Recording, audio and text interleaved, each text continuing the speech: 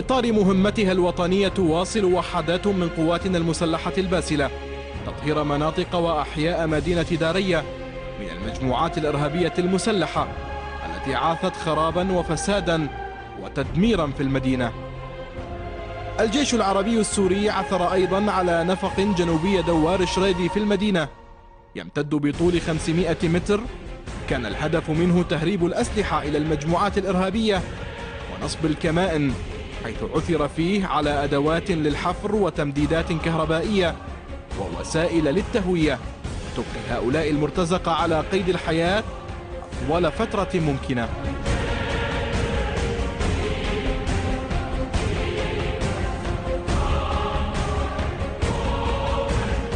تابعت قواتنا المقاتلة في دارية تنفيذ مهامها الموكلة إلى ونتيجة المتابعة والمراقبة والرصد واستخدام التنصت تمكنت من اكتشاف نفق في دارية مجهز بالكهرباء بتيار كهربائي، وفي عندنا كمان مراوح تهوية، وكان يوجد في هذا النفق مجموعة من الإرهابيين يتابعون عمليات الحفر. بناء على معلومات اللي اجتنا من المستوى الأعلى من الجوار الأيمن أو الأيسر لنا، نحاول إنه المسلحين عم يحفروا نفق من تحتنا ليطلعوا من ورانا لينفذوا عملية التفاف عميق باتجاهنا نحن.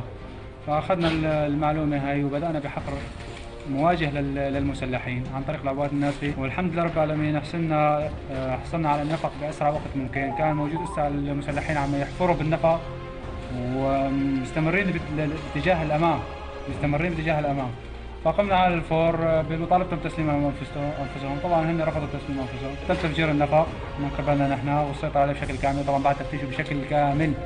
قواتنا الباسلة داهمت أحد الأوكار الإرهابية وقضت على من كان فيه ليلوذ الباقي بالفرار.